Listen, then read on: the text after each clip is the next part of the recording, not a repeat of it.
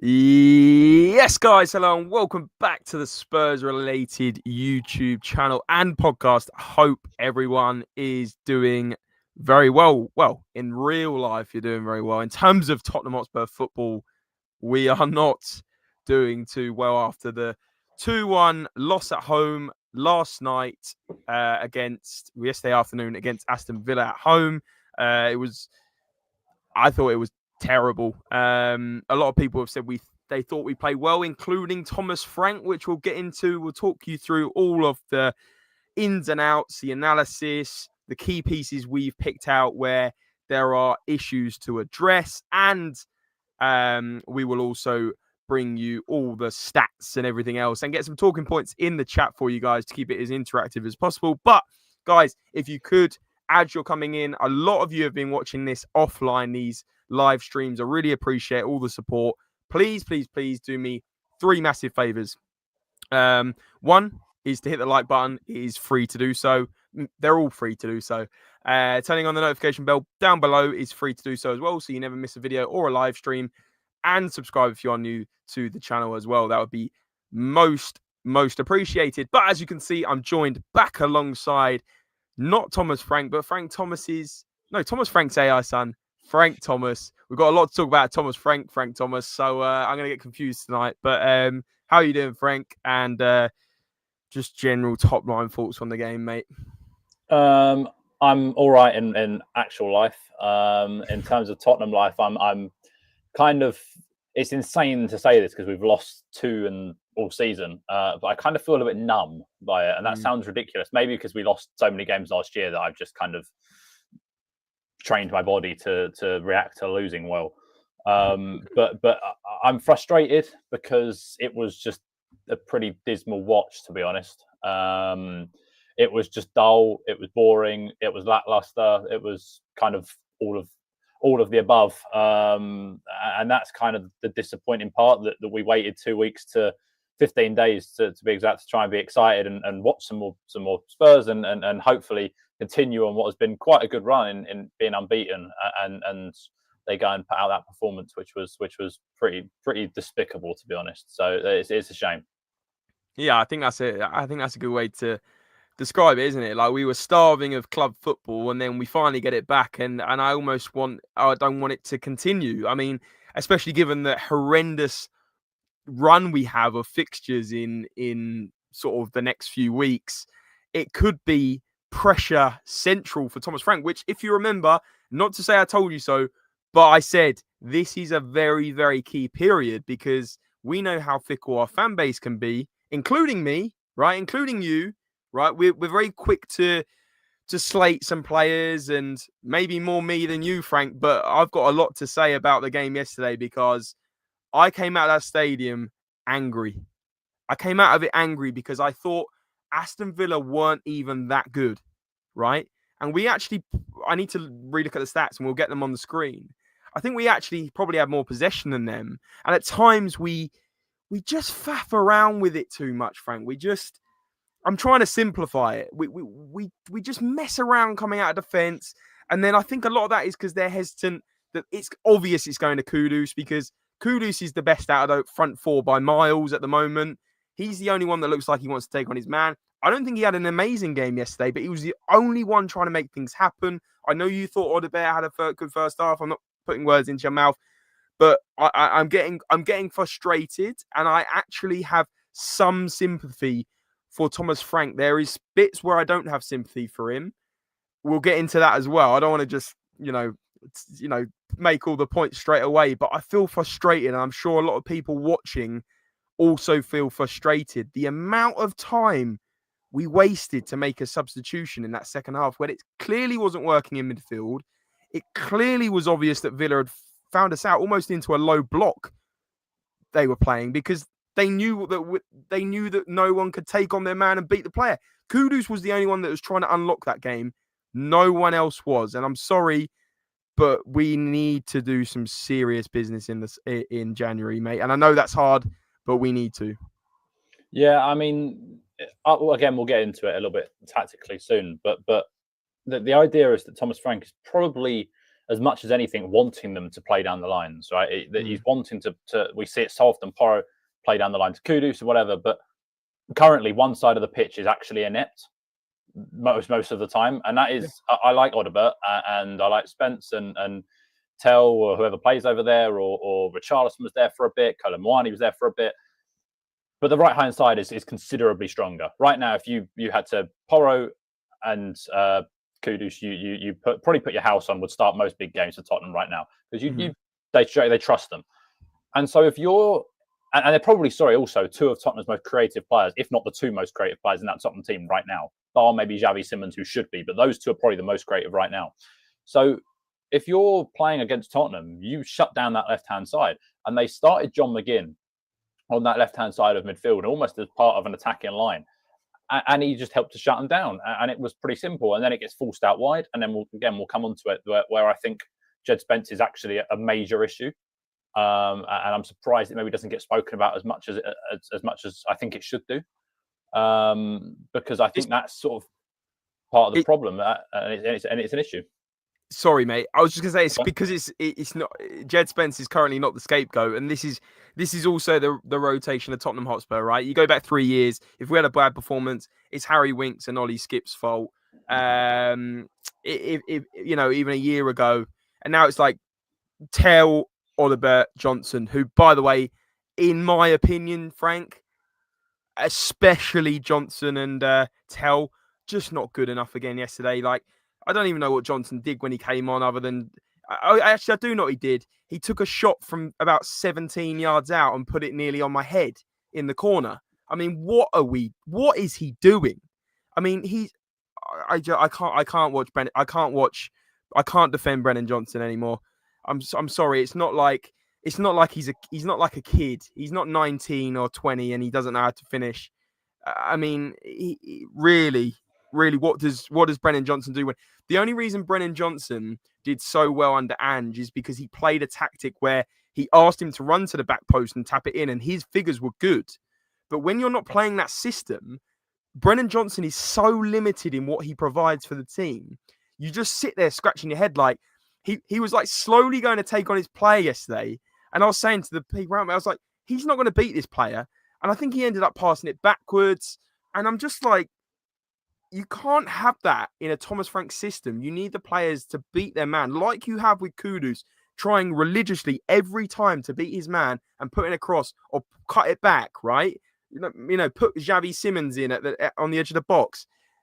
Johnson can't do that, and therefore we get stuck in a thing where we rotate, you pass the ball back, you put it into midfield or back to the centre-backs, it comes back round to Porro, it comes back to Porro into Kudus. Kudus takes on his man, he either beats them, and actually 75% of the time yesterday, he didn't beat his man because Digne had a very good game, and then we lose the ball.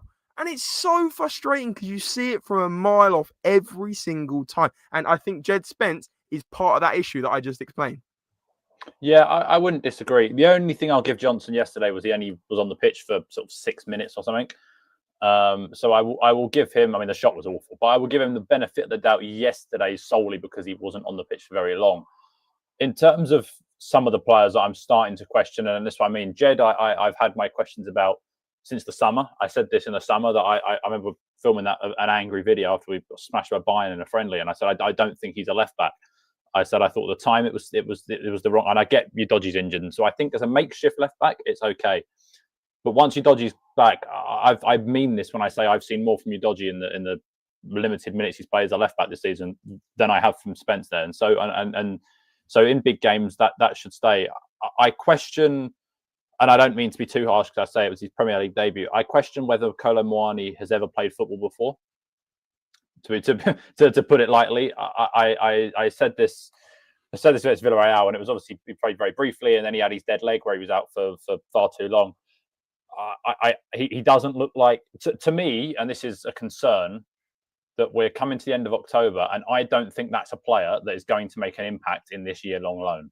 Unless I'm wrong, he might score a couple of goals, but I genuinely think he's going to be one that we look back on next summer and go, why did we actually sign? What was the point?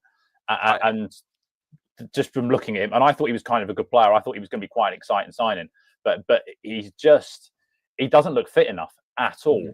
And that, considering we are 2 months into this 8-month experiment, a quarter of the way through, is a concern. And someone's to blame for that. And I imagine it's the fact that they probably panicked on deadline day and felt they had to sign someone. Yeah, it's a panic, and it was an easy buy. I think you're right. I think it genuinely is a concern that Kolo Muani might not even get more than a handful of goals. But the only thing I would say to sort of defend Kolo Muani is he's coming back from that dead leg, so he's clearly not fully fit yet, I don't think. But secondly, I don't think you can just say Kolo, and I know you're not doing this, but it's not just Kolo Muani. I have no confidence that Tell's going to score more than a handful of goals. I have no faith that Odobet's going to score more than a handful of goals. I have no faith that Richarlison's going to score more than a handful of goals. And Brennan Johnson. So there's 4 more players there that are attacking players that are meant to contribute to goals and assists in a season. And I don't know where these goals are coming from, Frank. If Kudus has a bad day, which in my opinion, he didn't even play that well yesterday. I thought he tried a lot of the time to make things happen. And I'd probably put him in my top 3. But that's because everyone else was so poor. For me, the best 2 players on the pitch yesterday was João Palhinha again, because he just hits. He just tackles and tackles and tackles, wins the ball back time and time again. He probably hit like 5 or 6 slides yesterday that were just phenomenal. One of them left Onana down crying, which was absolutely brilliant. But Danzo as well is my second best player yesterday, and we'll get into that as well. But then you're thinking, right, these are both defensive players. Again, you have to think we do not have a sufficient enough attack. Even when you come onto the bench, we're putting on Bergvall and Sarr. Okay, great to mix up in midfield. Way too late, by the way. But who have we got coming off the bench that's going to make an impact? And like you said, Kolo Muani was that guy yesterday, and he didn't do anything. And Johnson didn't do anything either. Tellen Odobert starting. I know we say it time and time again, and I've tried to defend them. But I just have no confidence in both of them. And I know people are probably watching thinking, calm down, James. It's only your 8 games in. But I just worry for this season and this run of games.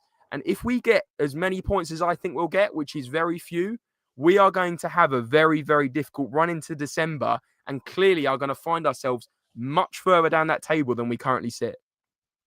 Yeah, I mean, I don't disagree. I mean, when I look through and I say about the sort of players coming on, and I agree, by the way, those 2 were the standouts in Danso and Palhinha. And I look at the options we've got. We don't have a clear goal scorer. We don't have someone that I can bank on who's going to... There's not one player in that team. Bar if Solanke was fit, I would say him. And if Johnson was playing every week, I'd say him. But because they're not, there's no one that I would say gets you 12 league goals this season.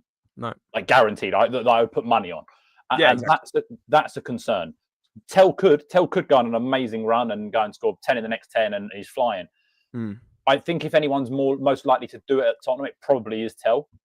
I think Tell gets into positions, and I think if you get into enough positions, you eventually will just naturally score goals. I don't think Richarlison, and I'm not going to make this a whole thing about Richarlison, I don't think Richarlison gets into any positions. I mean, I genuinely, and this isn't, again, he was on the pitch for 37 minutes yesterday. I don't actually remember him doing anything, unless maybe I was just zoned out. And no, I don't think he touched the ball, mate. I actually don't think he touched the ball. I'd love to see the stats. Maybe I fell asleep after my fish and chips at half time, but I don't remember it. I really, really don't remember him doing literally anything. At least Tell moved, and you felt like something might happen. I wasn't convinced by it, but something might happen. Kolo Muani, again, I don't want to beat him while he's down because he's injured and he's been injured and whatever. But I mean that this guy came in as a 1-year loan with no option, no nothing. He came in to make an impact now. And we are nearly 2 months on from the day he signed. And his impact so far has been literally zero. He came on for 10 minutes against Villarreal and looked like he'd actually never played football. And then he came on for 20 minutes or 15 minutes yesterday. And again, looked like he'd been out of it for a long time. And that to me is a concern. The thing I'd say with Kolo Muani, and we'll move things on, because I want to also keep it interactive, because I can see there's quite a few people watching, and there's a few comments that I want to get to. But the thing I'd say about Kolo Muani is I give him a little bit more time, because he has had the injury. He clearly wasn't match fit. And yeah, it's probably a bit early. But we've seen Brennan Johnson and his limitations for months, if not years. we have seen Telenorbert's limitations for months. And do you know what annoys me is like people say, oh, they had a good international break. And I was saying that as well. But I don't think this Premier League is the level for them at the moment. Maybe they'll develop and be excellent players. Like you were saying last week, you made a really good point about Kante and Mahrez and players that don't come good, Vardy, till they're in their mid-20s. And that's fine. But unfortunately, we are a Premier League team and we need to win games. And we're also a Champions League team and we desperately need to win games. And I can see this going really sour, Frank. I can see this going really sour. I mean, we have Monaco on Wednesday.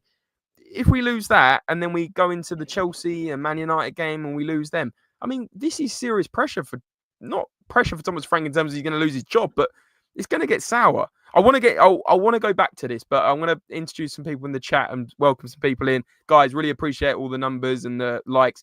Please do make sure you're hitting the like button. But C-Max is in here. It's been a while, C-Max. Hope you are doing well. He's saying we need Semenyo. We need Semenyo on the left. We need someone else on the left, Frank. I think we can all agree on that. Whether Odebert's still in the mix and he comes off the bench here and there, fine. But he's not a starter for me. Tell isn't a starting number 9 for me. I think most people are going to agree. Real Tummy's in here said we kind of knew we were playing with fire, but not securing a lookman. We're not securing any left winger or a number 9. Colin Moani, when he's fit 100, I'm sure he's going to make us proud. I hope you're right. I hope you are right. Ghost is in here as always. Big up, Ghosted. Really appreciate you joining, as well as, of course, Logan, who joins every time. He says big up to both of you. Big up to you guys. Really appreciate it. If you could all do us a massive favor, we've really enjoyed doing the live streams a lot recently. Obviously, we're not doing it daily like we were in the transfer window.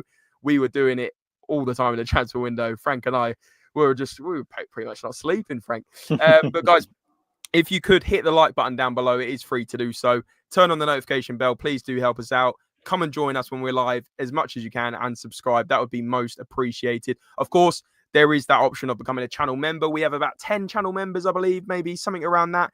And as a channel member, you can come on the show and you get priority in the chat. And of course, there is a super chat option. Some of you are very kind enough to do so, but we also appreciate it's very tough out there. So that is, of course, not compulsory. We just appreciate you guys tuning in. But Logan's saying abysmal second half performance yesterday. I was fuming. I was fuming as well.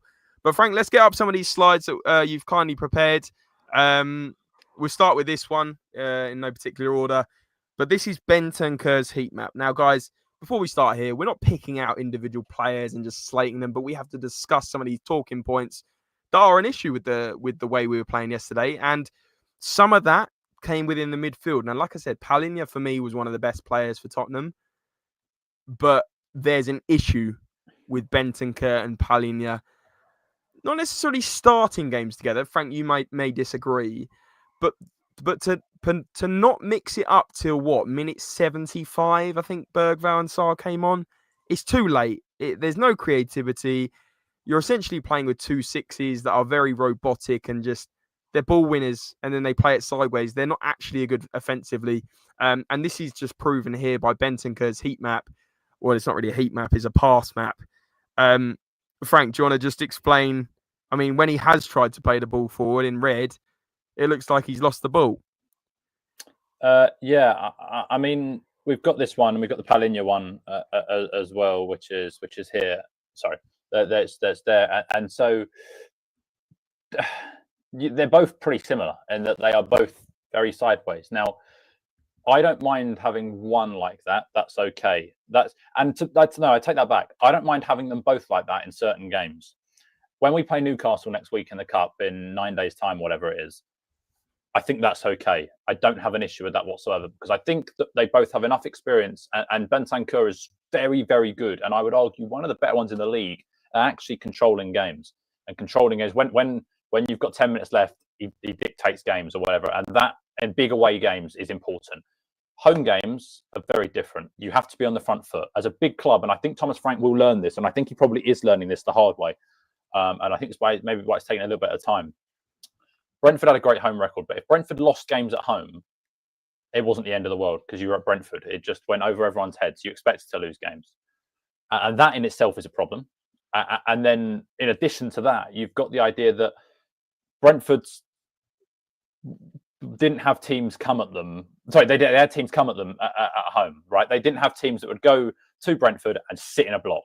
Very rarely. You might have one a season. Sheffield United might have done it or whatever. But the majority of teams would go to Brentford and give them a bit of a game. They might sit deeper, as teams do, but they would still try and give them a game. Teams come to Tottenham and they sit because they will see coming to Tottenham and getting a point as a good result. The majority of teams in the Premier League. Because going away to a Big Six club and you get a point, they're probably happy. They're certainly the happier of the two teams on the day. So you need to then change the mentality and you need to change the personnel then in that case. Having Bergvall, who I would have gone with over Sarr, adds a level of energy, a level of intensity, and a level of actually being on the front foot and wanting to play forward and wanting to go forward. And Bergvall especially is one of the very few in that team that can pick it up and carry it forward and drive you forward. Kulusevski's fantastic at it.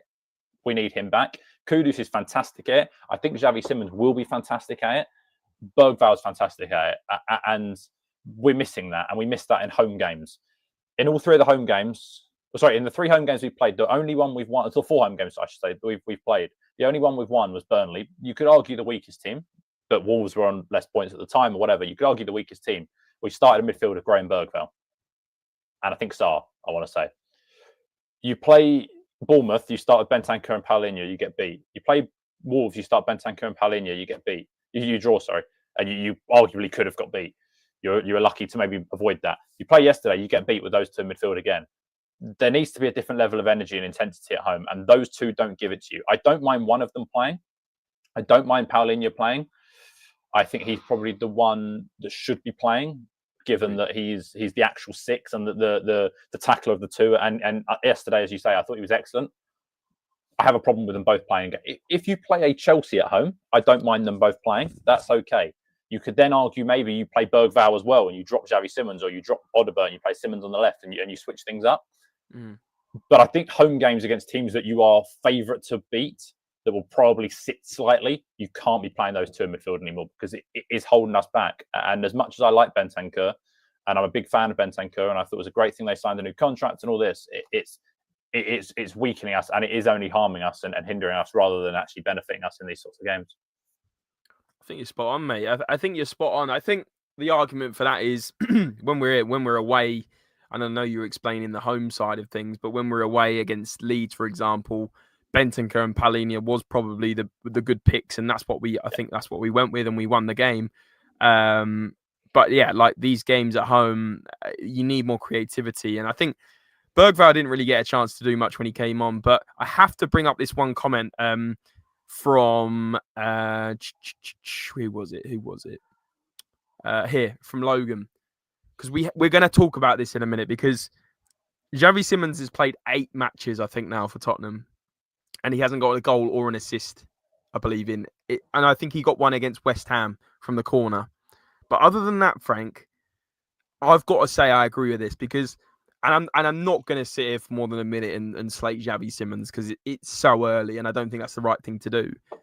But I do think he has been poor, right? I'm not gonna pretend he's been excellent and just got unlucky, because from what I've seen of him, I think he had a good game against Brighton, where he really did change the game in that second half, if you remember, at the Amex.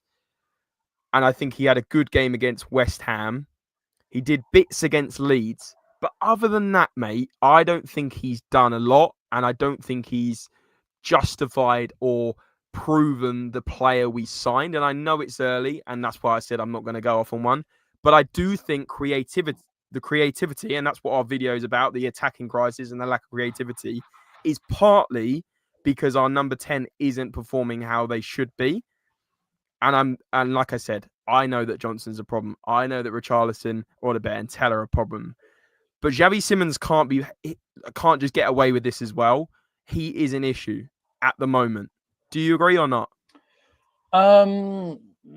Yeah, no, yes and no. I don't think he's been... Sorry, Frank. I want to see what the chat. I want to see what the chat thinks on this as well. So let me know if you agree. Simon agrees with your analysis, and then it just agrees with what I said there. But guys, maybe put a 1 in the chat if you're a little bit disappointed by Xavi Simons so far. A little bit disappointed.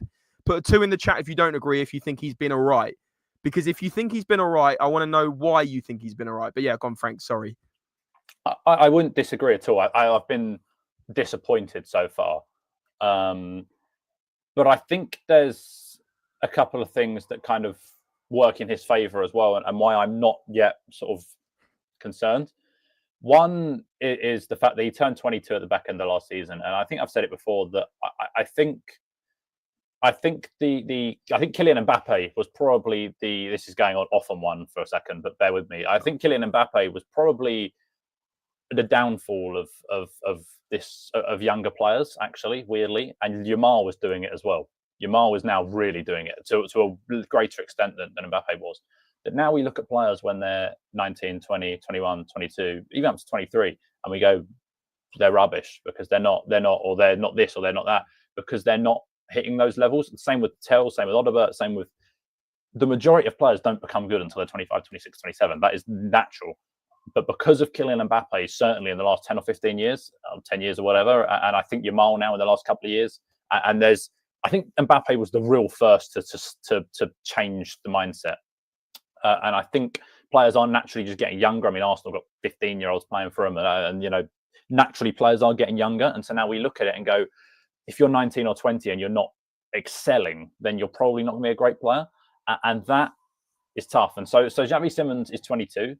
He's moved to a new country, into a team that are with a new manager and learning and developing and whatever, in a team that are not yet fully functional, in a league that we initially said he was probably going to struggle in and take some time to adapt when he first came over.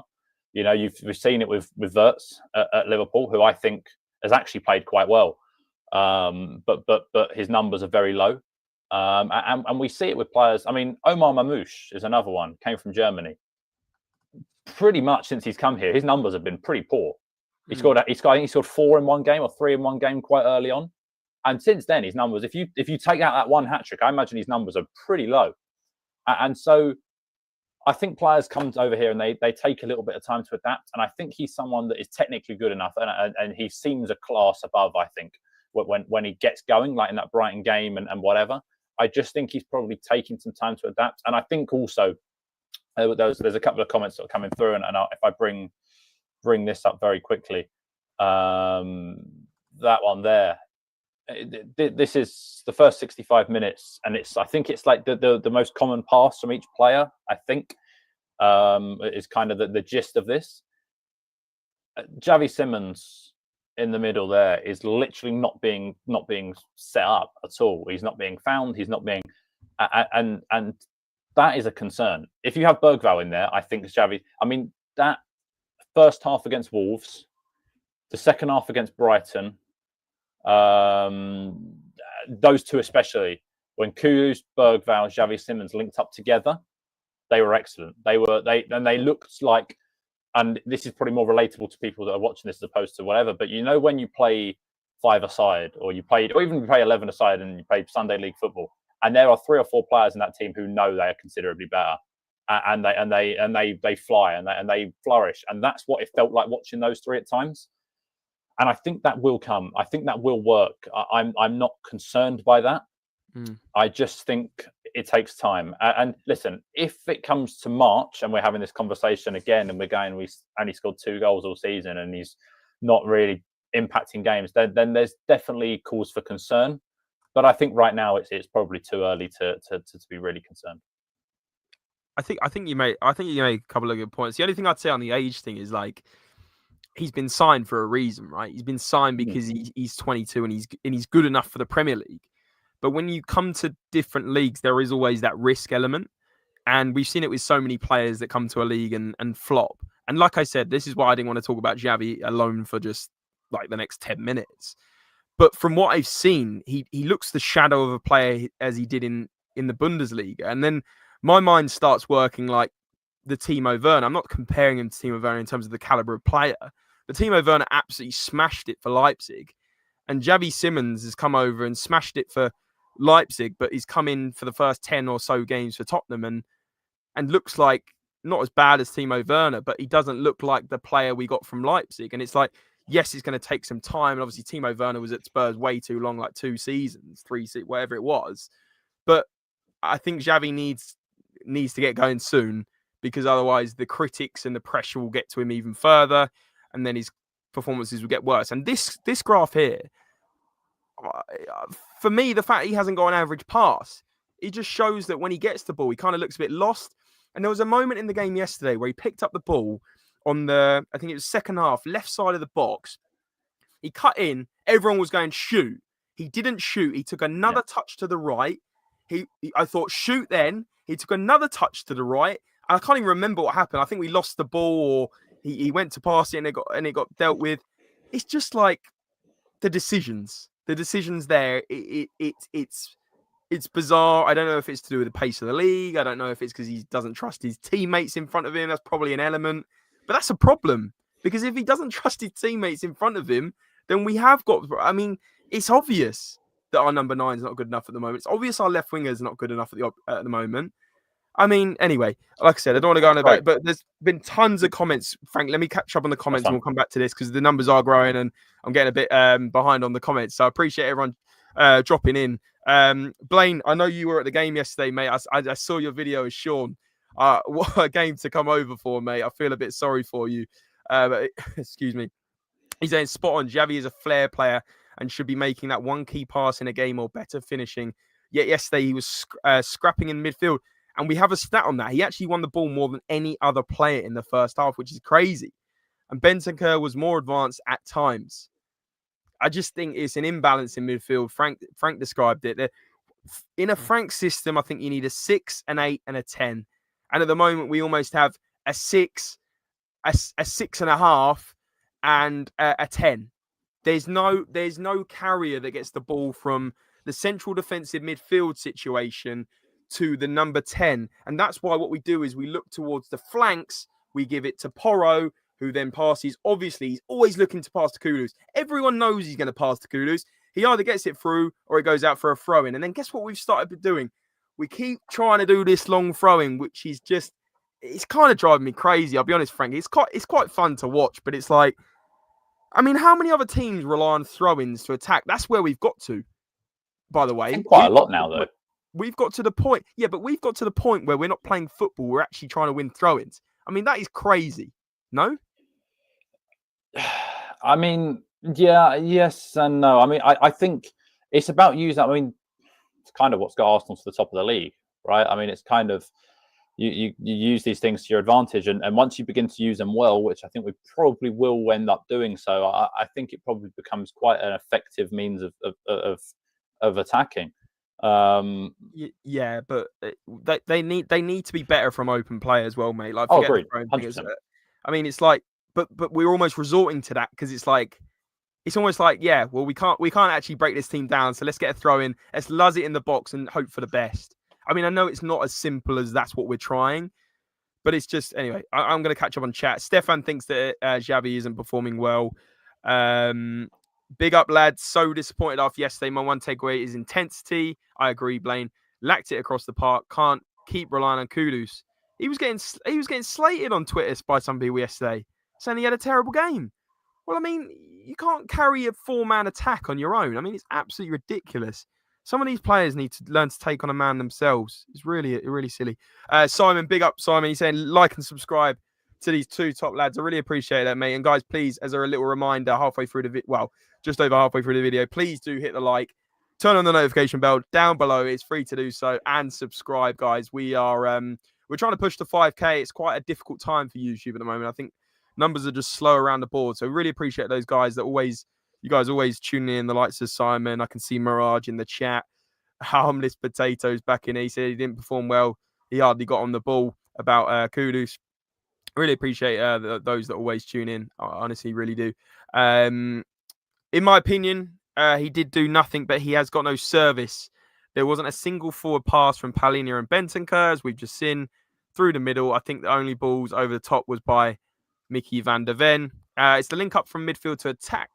I thought he got into good positions, but neither Bentancur or Palhinha were able to find him. You showed the passing maps. Yeah, you're right. So, yeah, you could... I think this is what you're kind of getting at, Frank. You could kind of say Xavi's not playing well, but it's the lack of service. It's the lack of finding him in the right positions and stuff. So, yeah, that is good. This is good therapy. Stuart's saying, big up, lads. I agree. The lack of creativity of Bentancur and Palhinha at home is genuinely a concern, but felt it was needed really against Villa's robust and physical midfield. I agree. It's just, and this is what I want to get to about Thomas Frank, it's the lack of changing it quick enough because we took way too long. I mean, there were subs on the touchline waiting to come on, mate, for about 5 minutes, standing there in the blooming pouring rain, cold weather, and they're just standing there for 5 minutes. I mean, you said that Frank explained it. I need to hear what he said once I've got some of these comments out of the way. Mirage fan saying it's clear 2 DMs cannot play.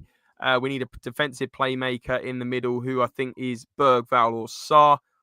I think we need to be back playing Sarr again. He was exceptional at the start of the season. I think if Bergvall and Sarr were in the same position as Bentancur, they would score that goal and be better than Bentancur. Was partly of blame. See, mate, people are turning on Bentancur. I told you this weeks ago. I'm not saying he's a bad player. I think he's limited. I think he's there for certain games and not for other games. And yesterday was an example of why it wasn't a game for him, in my opinion. Verts, Simmons, same amount of goal as assists as Cunha and Eze, by the way. I don't think it's always about the league. New clubs, new roles, new hierarchy. Yeah, fair point. It's not we're actually clicking up front, left wing, centre forward. And to me, it's a lack of support from the 8. Yeah, the 8. Where's the 8? Who's the 8? Bentancur. He's not an 8. He's not an 8 at the moment for me. All the wing backs, we need to commit more bodies forward. But do think the options around Xavi Simmons has been poor when he sees Odobert and Tell. Odobert pulls some great dribbles, but he doesn't cross, seems selfish. And, that actually pissed me off. He said in his post-match interview that he didn't bring them on because we had to defend a free kick. Yeah, what is that all about, Frank? I think it's just the fact. I think it's quite a sort of a common belief that when set pieces are being taken, that they don't tend to make changes across managers, basically just because you're in a routine and you don't want to disrupt that, which I kind of get. But it's a little bit irritating to when you then go and concede from one of those and you feel like those players could have made an impact. It's quite irritating. Sure. Yeah, fair enough. This is what Thomas Frank said on the 2-1 to V. He said it was exactly the game I expected it to be against 2 good teams, very tight. There weren't too many chances. I think overall it could have gone either way. I think 1-1 would have been a fair result. Villa scored 2 goals from outside the box in moments where you wouldn't expect them to score. Fair play for their moments of quality. We also could have easily won. He also said something about we played very well, which I don't agree with either. Guys, let us know what you think on that. We won't dwell on that too much, but Thomas Frank is coming out with some very interesting comments. It's got to be said. And Frank seems to alienate starting a different team at half time. Yeah, you could clearly see we needed a shape up in many of the games, but he waits till 65. He waits till later than 65 sometimes. Mirage, he waits till later. This is the key stat that Simmons won more tackles, and again maybe proving why he's probably dropping a bit too deep. He's getting involved, getting stuck in the first half. More duels than any other player. 5 and more tackles, 4 in the first half. No Spurs player won more. That's an interesting fact, really, isn't it, Frank? But I know you want to get into some of your tactical analysis now, which we will do. Guys, if you do enjoy these tactics pieces, please do make sure you're smashing the like because we're trying to do this for every game, and it does take a lot of work, especially from Frank, who's putting all this pieces together on the tactics board. But Frank, in answer to your question in the back end, you're all good. Your camera did lag a little bit at the start, but you're all good. You're all good to go, I think. Right. So I've got 4 different bits, but 5 different photos. 2 chances that we had, and then the 2 goals that we conceded. Because I want the one thing that we probably haven't really actually said, and we probably should have said, because I think it's probably a fair point, is I actually thought defensively yesterday we were really good. Danzo was excellent. That's what I said. Yeah. Danzo was really good. I thought Danzo was our best player. Yeah, certainly. And I think, but as a shape, I think we're good. I think we're defensively very efficient. We barely really let them have a chance yesterday. They scored 2 goals from outside the area. That is But just quickly, sorry, I know you're making a point. The second goal, we've got to be closing them down quicker than that.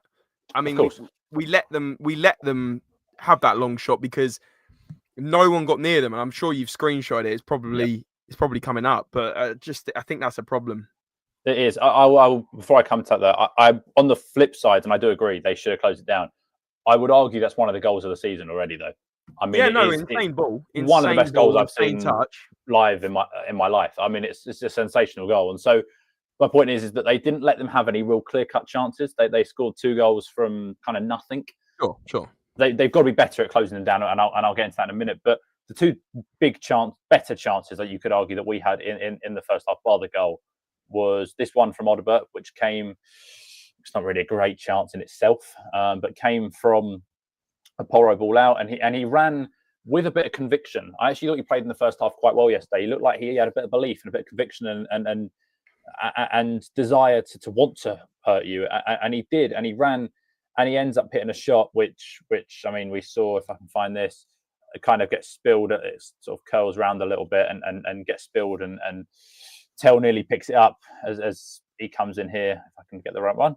So he comes in here and makes that run in, but Emi Martinez, it was a good run. That's what I mean. This is the sort of movement I'm talking about from Tell as well. And I know it's not the greatest chance in the world, but he nearly gets on the end of it after Martinez spills it. Richarlison, I think, probably would have been in an area like this, and I think he probably would have been waiting for a ball in there. That ball then gets spilled. There's no chance of anyone tapping it in. So the fact that Tell makes that run is, to me, what separates him from being someone that I don't look at in Richarlison is going to really have a future at Tottenham, to someone that I think can end up having a really successful future. Moving on to... So sorry, just to clarify there, you thought Tell was the issue there and says he wasn't ready for a follow-up?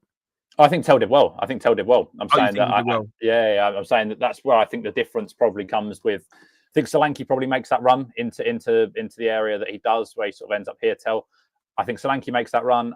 I think Tell probably makes that run, or as he did. I think Richarlison doesn't, and that's something that I think we lack when Tell doesn't play, and why I think for now I think Tell probably should be that starting 9.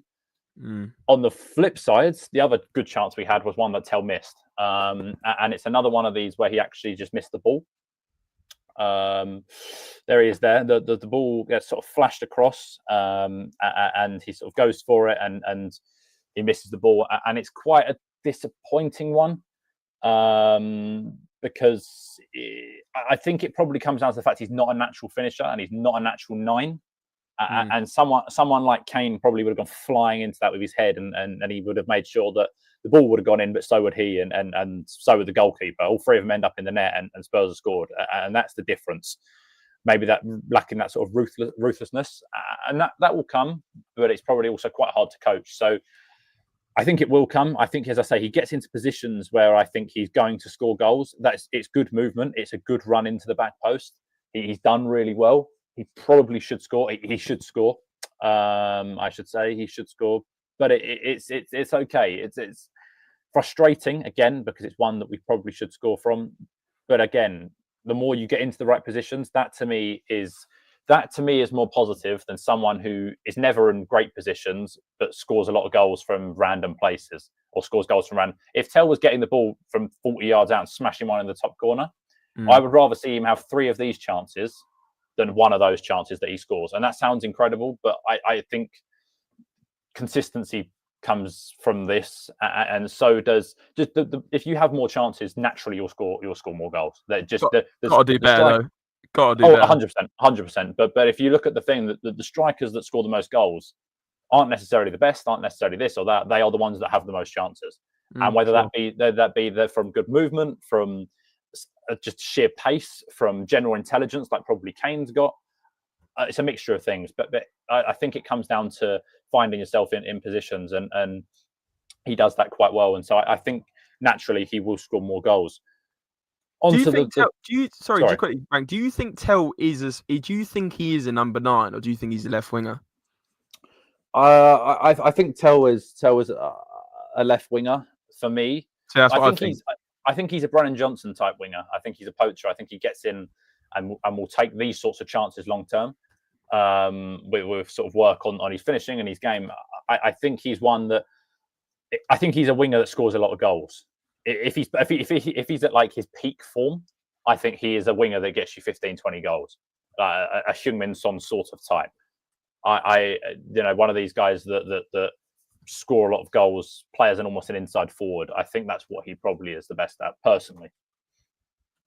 But onto the defensive ones, and this is the only picture from the Rodgers one, and it's kind of the only picture you really need. So Xavi Simons went in for a tackle just prior to this. He ends up going down. Rodgers picks it up. Rodgers is then allowed, which is the bit that is kind of beyond me, to travel all the way to here from this starting point here.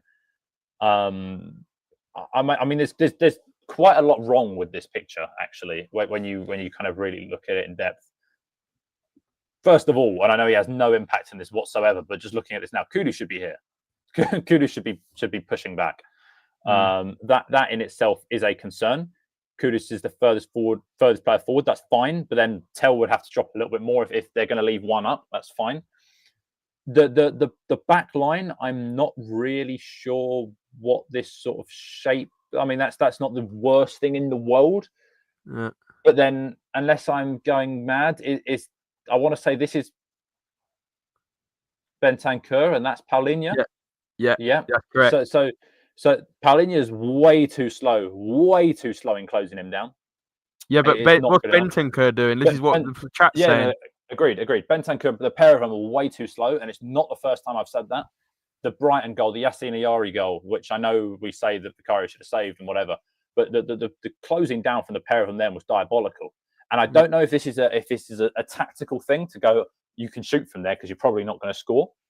I don't know if that's kind of what they're aiming for, because it's certainly an approach, and I'm not going to say it's a bad approach. It's an approach, but it's one that's now let them down twice if it is the case. And he ends up hitting one which kind of goes into the sort of center of the goal. I am questioning the goalkeeper's positioning and movement. I'm not going to fully blame him because it would be harsh too, because I think there's a lot wrong with it in the pressing and the closing down. I'm not really sure what the goalkeeper's doing, to be brutally honest. And again, I don't want to blame him because I think that's harsh to do so. But on the flip side, it's poor. Onto the second goal though, the winner, which as I say, the pass from Matty Cash was unbelievable. The touch from Luca Digne turning into almost like Zinedine Zidane was the two touches, I should say, was even better almost. But then this is where it's bad from Tottenham. The first two bits you can't really cut out. It's just sensational play. Paulinho, Bentancur, and then this just huge gap, which I think I can look at Kudus again. Look at Kudus again. Yeah, I mean Kudus. I mean that kind of shows what I'm trying to make it show. Would you say? I don't want to start talking bad about Kudus because he's genuinely been our best player on average in the whole season, other than Paulinho. But do you think that's an issue, not tracking back? Yeah, a little bit. I mean, but then again, you do have to have an out ball. You do have to have an out ball for a counter, and that's what he's there for, probably. But then you could also argue that neither Tel or Odobert or Xavi Simons, I want to say, if he was still on the pitch at the time, are in this picture. So there are four players in that. I mean, what it comes from a corner, which they tried to counter attack. So I get it happens. But as I say, that space occupied by that sort of awfully placed rectangle is outrageous.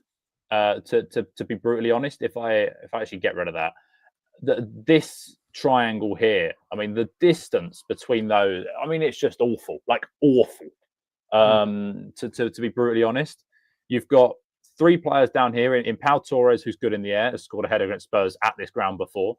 Yep. Ollie Watkins down here, and Morgan Rogers making a run in. You've got Rogers, as I say, making a run in completely unmarked. So it's just like no one even seems to know he's there, bar probably Kevin Danso and maybe Porro. But then Porro's not keeping any eye on Ollie Watkins. So if this ball goes in, they're probably going to end up losing this ball anyway, which in itself is poor. But this for me is the problem. I mean, almost not even Mickey van der Ven, but that triangle there of Spence, Bentancur and Paulinho is just really bad. That sort of space should not be there. That's just Also, sorry, Frank, Go on. because you are on a roll here. Have you noticed again that Bentancur is deeper than Palhinha? Yeah. And I'm not blaming Palhinha because again he was probably our best player along with Danzo, but that shape is not correct. And if we're playing Palhinha as the 8, that is also we're not. Palhinha is the 6, and therefore he should be sitting right in front of that back line. I'd argue that's where Palhinha should be, or Bentancur. Now, whichever instruction's been given to which side of that, technically that double pivot, they need to get closer to that space that you've highlighted with that arrow at the top. That needs to be changed ASAP because that's not the first time we've seen all that space. Also, Spence was on. I'm pretty sure before this screenshot, Spence was tracking the player next to him. Was it Cash or on the right there? I think that's Dinho there. So he was alongside him. He then backs off. He then follows the other player and leaves the other player free.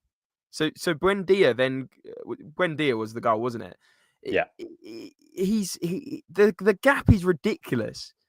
I mean, he could have dribbled it himself even further.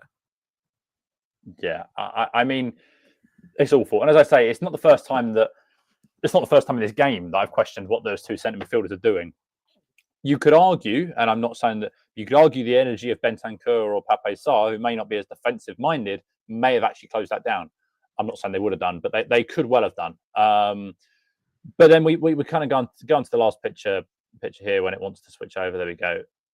And I don't really know what is going on. Is the kind of the Danzo's fallen over. Danzo's on the floor. Porro is still kind of not really watching Ollie Watkins. Pau Torres is now completely on his own. They kept doing that. They kept putting the defenders up there. Yeah, like if some ball somehow falls, if he hits one and Vicario parries it out or whatever, Pau Torres is completely unmarked. Van der Ven's kind of stayed exactly where he is. Bentancur's dropped into the box and Palhinha's come across. That's fine. That is okay. That should have been done 2 seconds before or half a second before, whatever number. That should have been done before. Onana's now completely free, same as Ollie Walker. So they've got 3 players in the penalty area that are completely unmarked, which is a concern. Jed Spence is kind of closing him down, but that gap, I mean, it's kind of perfect for him. Like, not to be totally, critical of Tottenham, but it's literally perfect. Like they have let a professional footballer onto his strong foot, cut inside and whip one in the corner, which I'm sure they practice day in, day out. I'm sure, like, when most footballers probably are kicking a ball around on a training pitch, just doing whatever, they're probably whipping shots into the corners. What's Bentancur doing again, mate, though? Look, again, people are going to start to think I've got an agenda against him, but what is he doing? Out of all of them there, and Spence, because he's backed off, like that was his key part there to close him down. Bentancur, and I guess you could say Palhinha as well, but I guess he's covering the pass to the middle player there. I can't actually see the one that's in the semicircle bit. Yeah, but Bentancur, and this is the same for the Rodgers goal. He's in between the defensive line and probably, and Palhinha there, but he's not doing anything. He's just filling a gap. He's not actually. He should be closing that. That's what the midfield should be doing. They should be closing him down. And like you said, Sarr would have ran at him. Bergvall probably would have ran at him. He's too passive. It's too passive again. I mean, he doesn't offer anything going forward, in my opinion. It's too much sideways stuff. I mean, guys, I'd be interested to know, just very quickly, I'd be interested to know what you guys think of Bentancur. Because for me, he doesn't do it enough. He doesn't do it for me. He's too inconsistent. He's a passenger in a lot of games. And that's what I think. People will disagree. People will agree. Let me know what you think in the comments, guys. I'm really interested to see that. But I'll let Frank summarize his final point, because this is some great analysis, guys. And I really do hope you do enjoy these little tactics sort of analysis tools that we're doing. If you do, please make sure you're hitting the like and turning on those noties and subscribing. That would be most appreciated. But yeah, sorry, Frank. I just kind of ruined your thunder again. No, that's fine. It's kind of the last little bit. And this is just finishing off from what I was saying. look at that photo there, right? You've got those two, and the shot. I mean, it's literally when it loads. If I get rid of the drawing, it's literally exactly the same. like Bentancur is sitting off. Paulinho's kind of making a half-fast attempt to sort of get near him, and they're going to have a shot. And they've set it up perfectly to have a shot. And they are literally identical photos. I mean, you can keep just flicking between them, and it's a worry. And as I say, I haven't got the photo on here. I don't think it will take me a minute to find it, but Yassine Ayari scored the exact same goal, give or take. Right. I know the goalkeeper when we played Brighton. It was those two. They kind of thought about closing him down. Paulinho then decided he was going to give it a bit of a go, and he hits one, and the goalkeeper has a stinker, but he hits one and it goes in. As I say, I don't know if it's an attempt to go, you can shoot because you're far out. But if so, then they've been done by it 3 times now. And so maybe that tactic needs to change. I'm not saying it is that tactic, but if that is the case, and that's why they keep doing it, because you'd like to think that, I mean, it's the Einstein quote about doing the same thing over and over again, expecting different results, you know, means you're probably an idiot. And for me, as much as I praise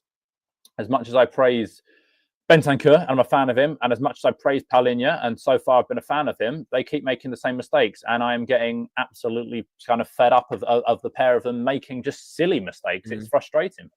Yeah, you're right, mate.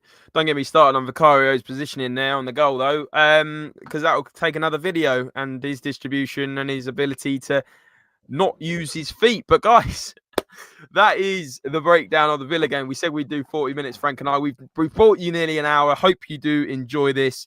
Please, please, please, please, please smash the like button if you have enjoyed the stream. Really enjoyed all the comments today. It has been great interacting with you guys. Make sure you're turning on the notification bell down below. That's really important as well, because you never miss us going live and you never miss an offline video. Frank and I are also trying to do a lot of offline videos, and they don't seem to get quite as many views as the live streams, which is absolutely fine. But we'd love it if you guys could check out the offline videos as well. And of course, subscribe to Spurs Related down below if you are new. Go and check out Frank's socials. They're in his little handle there. Go and check out his TikTok and his YouTube channel. Frank, that was good fun, mate. Any final thoughts? They better win in Monaco on Wednesday night, or I think I'm probably going to have a meltdown by Sunday. Yeah, well, we'll probably have some content out tomorrow previewing the Monaco game. So make sure you got your noti bells on for that. Make sure you've hit the like button on this. Subscribe if you're new.